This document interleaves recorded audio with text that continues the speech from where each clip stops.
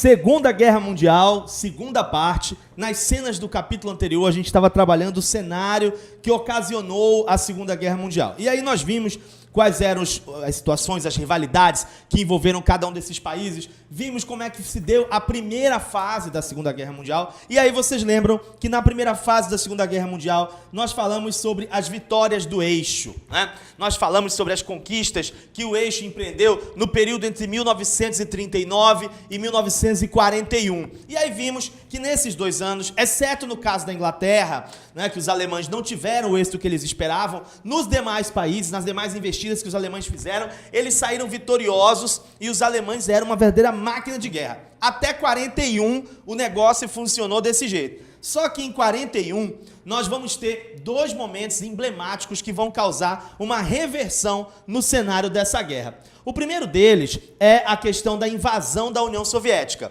Nós falamos nas cenas do capítulo anterior que às vésperas da Segunda Guerra Mundial a Alemanha fez um pacto com a União Soviética, que foi um pacto de não agressão, né? Porém, entretanto, todavia, conjunção adversativa, a Alemanha vai romper esse pacto de não agressão em junho de 41. Por que 2 anos depois a Alemanha rompe o pacto de não agressão com a União Soviética? Primeiro porque a gente sabe que esses 2 países não eram amigos, né? Eles fizeram uma aliança pontual naquele momento, porque era interessante para ambos. Para a Alemanha, porque ela não precisaria guerrear em 2 frentes, e para a União Soviética, porque ela poderia não só explorar, ter a parte da Polônia que era parte do acordo, né? A divisão da Polônia era parte desse acordo entre os 2, como também o Stalin poderia se expandir sobre a Letônia, Lituânia, né?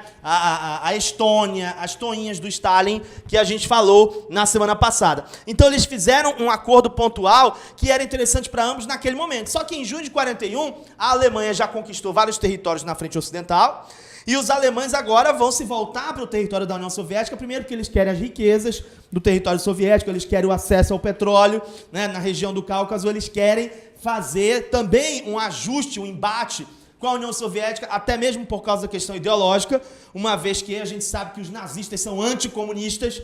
Então, assim, essa guerra aqui na União Soviética também é uma guerra de ideologias, também é uma guerra de sistemas. Então, você tem um foco dos alemães agora no território soviético a partir de junho de 41. E o que isso vai resultar? Isso vai resultar que os soviéticos vão entrar na Segunda Guerra Mundial contra a Alemanha, naturalmente, a partir de junho de 41. Nós temos a entrada da União Soviética agora declarando guerra aos alemães, né? Declarando guerra aos alemães e, consequentemente, ao eixo. Com exceção, ali, Alemanha, Itália e Japão, com exceção do Japão, porque a União Soviética tinha um acordo de não agressão com os japoneses. Fora isso, esse momento aí que a União Soviética está entrando, a gente tem um outro momento também importantíssimo que vai causar uma reversão na Segunda Guerra Mundial, que é a entrada dos Estados Unidos.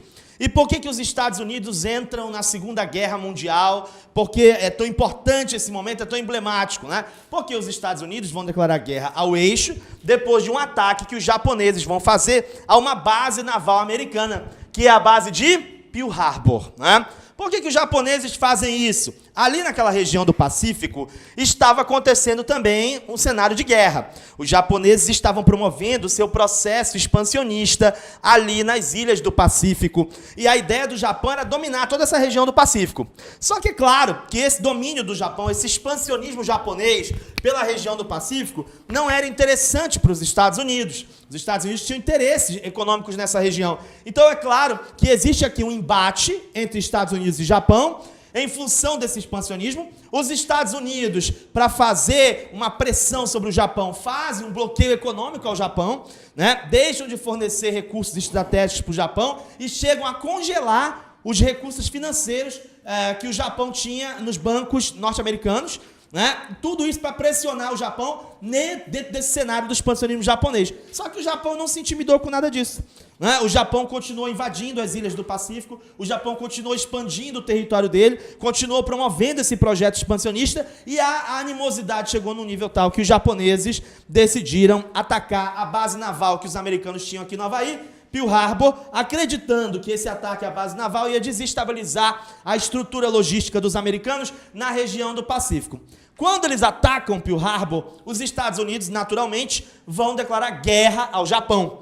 E eles entram, então, oficialmente na Segunda Guerra Mundial. Só para a gente lembrar aqui, nós temos duas equipes nessa guerra, não é? Nós temos o eixo de um lado e nós temos os aliados do outro. Do lado do eixo, nós temos quem? Alemanha, Itália e Japão. Eixo Roma, Berlim, Tóquio. Do lado dos aliados, nós temos quem? Inglaterra, temos França e agora está entrando quem? Está entrando a União Soviética porque foi invadida e está entrando os Estados Unidos porque estão declarando guerra ao Japão, ok? Então, quando os japoneses bombardeiam a base naval americana em Pearl Harbor, os americanos declaram guerra ao Japão, declaram guerra ao eixo e entram na Segunda Guerra Mundial. Essa entrada dos americanos na Segunda Guerra Mundial vai ser importante porque, afinal de contas, ela vai definir, né, todo um processo de desdobramento, desfecho que a guerra vai ter a partir de então. Isso vai significar, então, que a guerra está cada vez mais polarizada, mundializada, né, nesse momento. E o cerco sobre o eixo vai começar a se fechar. O cerco sobre o eixo vai começar a se fechar. Quando é que esse cerco sobre o eixo começa a se fechar? Que a gente começa a ver, né, esse processo acontecendo de forma mais clara. A partir de 43, nós temos a Batalha de Stalingrado, né? O que é essa Batalha de Stalingrado e qual a importância dela na Segunda Guerra Mundial? Até 43, até a Batalha de Stalingrado, você vê um processo de incursão dos alemães sobre o território soviético, né? Os alemães fizeram uma guerra violenta ali no território da União Soviética. A gente falou, inclusive, acho que na aula passada, que quando os alemães invadiram o território da União Soviética, o exército soviético perdeu 1/3, né, dos seus soldados. Então esse ataque dos alemães ao território da União Soviética foi agressivo, foi bem complicado e os soviéticos tiveram que ter muita resiliência para lidar com isso. Mas 2 anos depois, em 43, nós vamos ter uma reversão nesse processo, na Batalha de Stalingrado. Aqui na Batalha de Stalingrado, os soviéticos finalmente vão conseguir derrotar os alemães.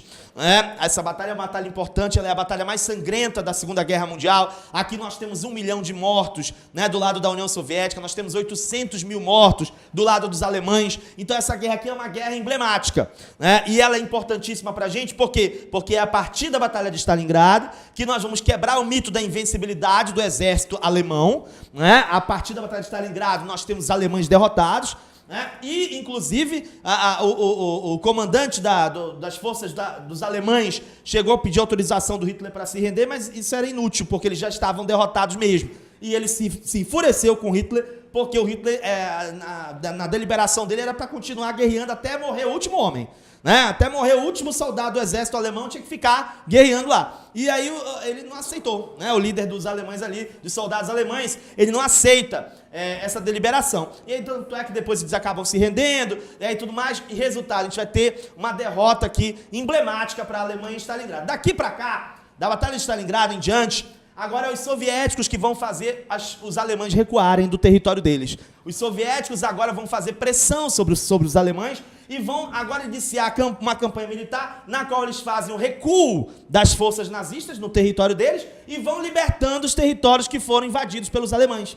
Os territórios que estavam sob ocupação nazista, eles vão sendo libertos pelos soviéticos aqui na frente oriental. E os soviéticos, então, vão avançando em direção a Berlim para pegar o tio Adolfo, né? Para pegar o Adolf Hitler. Então, na frente oriental, nós sabemos, então, que os alemães estarão cercados porque os soviéticos estão a caminho de Berlim, né? Então, na frente oriental, a gente sabe que o negócio já está feio para o lado da Alemanha, né? Pelo menos a partir desse momento aí. Aí a gente vai ter um processo importante também aí na guerra, que é a entrada de um país maravilhoso, né? Que quando entra sempre define o resultado de qualquer guerra. A maior potência mundial da época, a maior potência militar, o melhor exército, né, que se tinha naquele momento, tudo de bom era esse país. Qual é esse país? O Brasil, né? O Brasil, ele entra na Segunda Guerra Mundial para fazer a diferença, né? Entra para arregaçar mesmo e tal. A gente manda 25 mil soldados lá para a Europa para guerrear nos campos de batalha lá na Itália. E se dizia na época que era mais fácil fazer uma cobra fumada do que o Brasil mandar tropas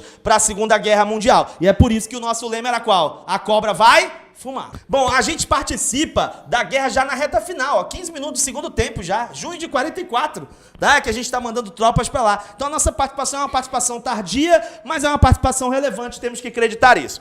Bom, na frente oriental, eles estão cercados pelos soviéticos. E na frente ocidental? Como é que eles vão fazer para fazer o cerco à Alemanha? Na frente ocidental, nós vamos ter uma estratégia militar importantíssima que vai ficar conhecida como Dia D. O que é o Dia D? O Dia D é o desembarque de tropas aliadas no litoral da França. Era uma coisa que o Stalin já estava pressionando há muito tempo para a França e Inglaterra fazerem, para a Inglaterra fazer, principalmente com os alemães, que a França estava ocupada, mas já era uma pressão que o Stalin já estava fazendo sobre os Estados Unidos para que eles fizessem há muito tempo, que eles fizessem um ataque, né, que eles organizassem um ataque na frente ocidental para atacar a Alemanha nazista, né, aqui na Europa. Né? E isso os caras levaram 1 ano e meio, 2 anos ali enrolando para fazer isso e foram se organizando para fazer, codificaram esse ataque chamando de Dia D. O Dia D era o primeiro dia de qualquer operação militar, o primeiro dia era chamado de Dia D. Né? Mas eles começaram a usar essa expressão justamente para tentar evitar que as informações fossem vazadas e acabaram organizando essa estratégia. Né? Americanos e ingleses juntos, fazendo um ataque na frente ocidental, no território da Europa. E onde é que eles vão desembarcar? Onde é que eles vão desembarcar para começar esse processo de libertação da Europa que estava sob julgo nazista? Eles vão desembarcar aqui no litoral da França, numa região chamada Normândia.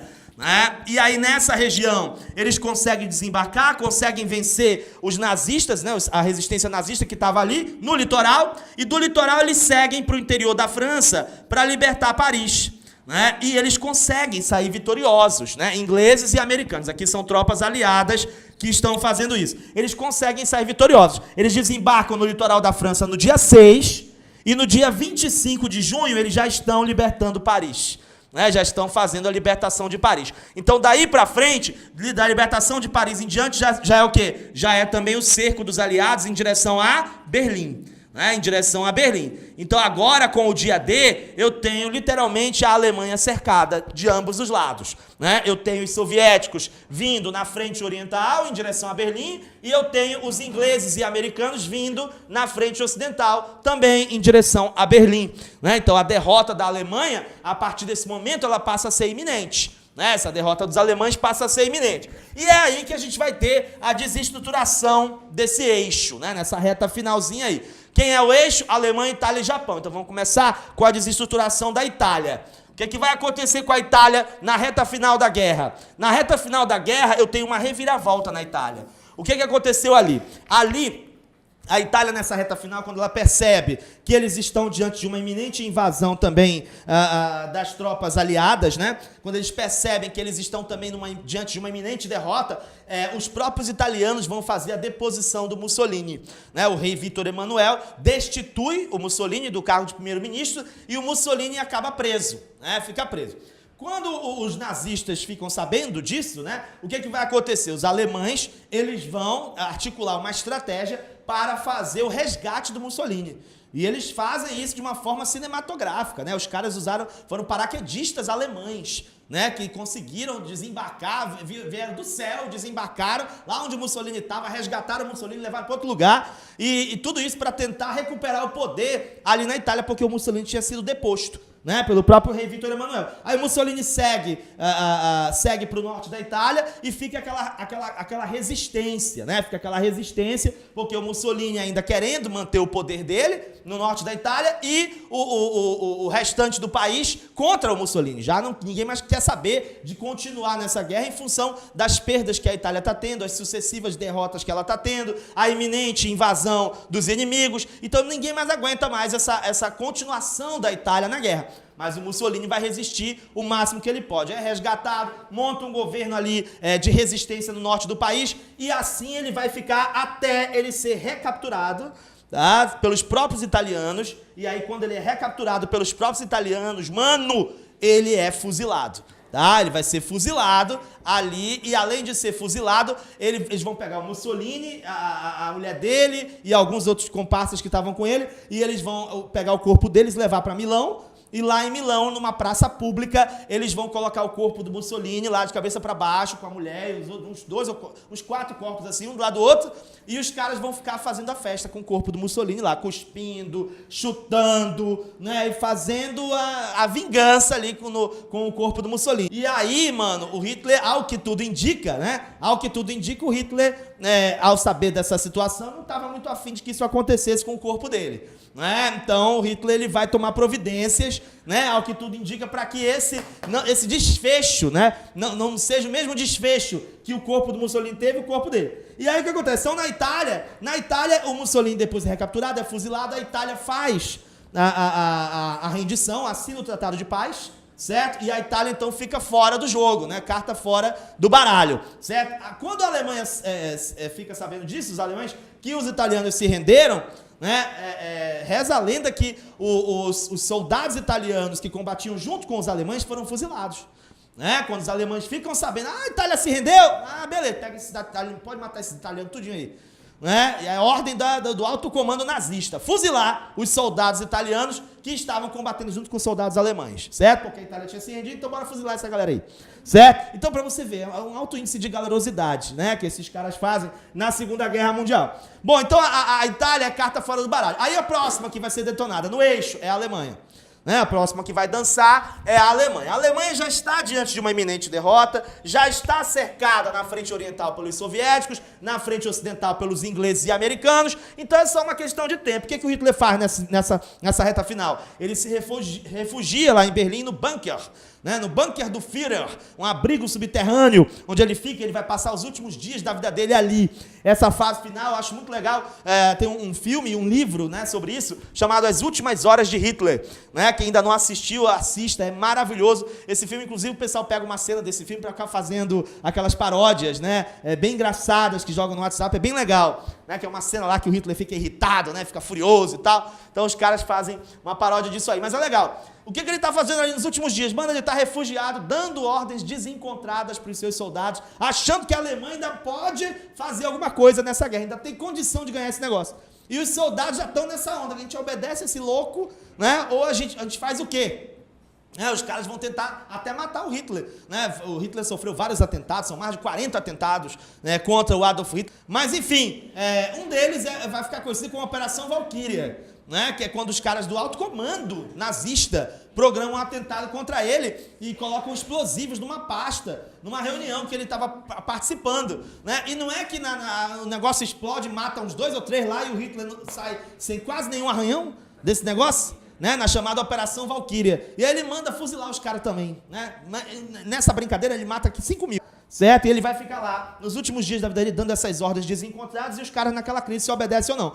Até que, quando ele finalmente se convence, né, que ele vai ser derrotado, na versão oficial, porque tem as versões conspiratórias, né, na versão oficial, ele teria dado ordens para os seus soldados, né, para os seus homens de confiança, a respeito do que deveriam fazer com o corpo dele, e ele já tinha trazido a mulher, né, tinha mandado trazer a namorada que ele tinha, a Eva Braun, uma namorada que ele tinha 12 anos, né, tem mulher pra tudo, né, tem mulher que se apaixona por, mano, homem com cara de mucura, ela se apaixona, né, porque as mulheres são assim, elas têm um coração aberto pra amar, não é isso? Então até o Hitler teve alguém que se apaixonou por ele, não é isso? Aí ele manda buscar a Eva Braun e aí ele casa com ela, olha que maravilha, ele realiza o sonho de toda mulher, casar com seu homem amado, né, homem que você ama, e casam ali, bonitinho, fazem uma cerimônia no civil, eles vão para os seus aposentos, e os soldados ficam aguardando, né, o que vai acontecer. Ouviram o primeiro tiro, ficaram esperando o segundo tiro. Como não saiu o segundo tiro, eles entraram lá nos aposentos do Hitler e encontraram o Hitler, segundo a versão oficial, morto com um tiro, e a Eva Braun também morta, mas ela escolheu se matar com veneno. O que os soldados fazem? Pegam o corpo do Hitler e vão queimar, que é para os soviéticos não terem acesso, né? Ele não quer que os soviéticos tenham acesso ao corpo dele, não quer que faça o mesmo que fizeram com Mussolini, certo? Então, na versão oficial é isso. Agora, nas teorias conspiratórias, mano, tem de tudo. Tem gente que acha que o Hitler pegou um avião e veio bater aqui na América do Sul, né? Tem gente que acha que ele não viveu aqui na Argentina. E nesse livro, o Hitler passa os últimos anos da vida dele aqui no Brasil, no interior do Brasil, e da casa com uma mestiça. Tá? Então até isso, ele se converteu, o Hitler. Não é isso? Ele se converteu, porque com todo o preconceito, todo que ele tinha, né, ele vem terminar aqui no Brasil, comendo um tambaqui gostosinho, né? Então, isso é realmente complicado. Mas o fato é o seguinte, na versão oficial é isso, ele se matou e os caras queimaram o corpo dele, ok? Nas teorias conspiratórias tem um monte de coisa aí que você vai encontrar na internet. Então a Alemanha, ela depois disso assina a rendição, né? Então a Itália tá ok, a Alemanha também, faltava só o Japão. Só que a guerra no Japão não é na Europa, né? A guerra no Japão é lá no Pacífico, certo? Então qual é a onda? A onda aqui é a seguinte, segundo a versão também oficial, os Estados Unidos eles vão querer abreviar essa guerra, segundo a versão oficial, certo? Os japoneses continuavam firmes e fortes, né? Nessa guerra. A guerra poderia se estender por alguns meses, embora a derrota fosse iminente. E eles, nesse projeto de abreviar a guerra, eles jogam 2 bombas sobre Hiroshima e Nagasaki, causando a rendição, que eles queriam uma rendição incondicional por parte do Japão. E aí eles acabam causando, né, essa rendição ao lançarem essas 2 bombas sobre Hiroshima e Nagasaki. Aí, claro que nas interpretações historiográficas tem milhares de formas de você ver isso, né? Hoje é muito mais consensual você ver isso como um crime de guerra mesmo, né? Alguns autores já vão trabalhar essa questão dos Estados Unidos querendo mostrar a sua supremacia bélica, né? Com o lançamento das bombas atômicas, né? Mostrando que eles são ou eram a maior potência militar naquele momento. Então, assim, tem várias interpretações de por que fazer isso, né?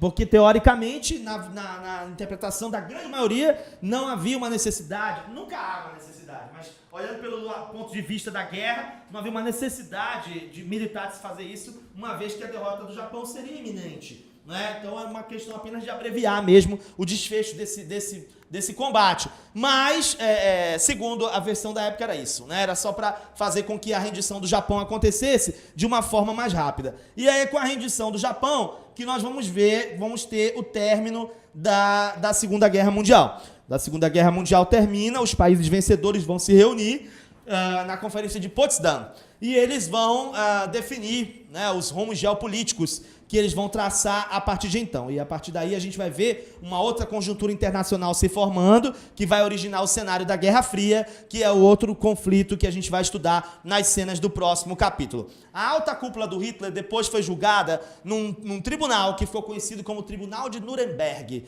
né? Os caras pegaram depois os principais líderes, né, a alta cúpula nazista, e eles meteram esses caras a um julgamento internacional que aconteceu em Nuremberg. E esse Tribunal de Nuremberg, ele foi fundamental na história, porque era uma forma de você julgar não só os nazistas em si, mas você julgar o próprio nazismo, né? Você colocou o nazismo no banco dos réus, certo? E aí isso foi impressionante, porque ali no Tribunal de Nuremberg você viu a qualidade, e a qualidade, vamos colocar aí entre aspas, no que se refere à preparação de liderança, da liderança do Hitler, certo? Não era ninguém ali, né, fraquinho, não, era só gente fera mesmo, porque os caras ali derrotados, a Alemanha já detonada, os caras sendo julgados no Tribunal Internacional, os caras ali sustentando, né, sustentando a defesa deles, sustentando a oratória, sustentando, os caras foram interessantes ali. O Tribunal de Nuremberg, a gente tem vídeos, né, sobre o tribunal, ainda tem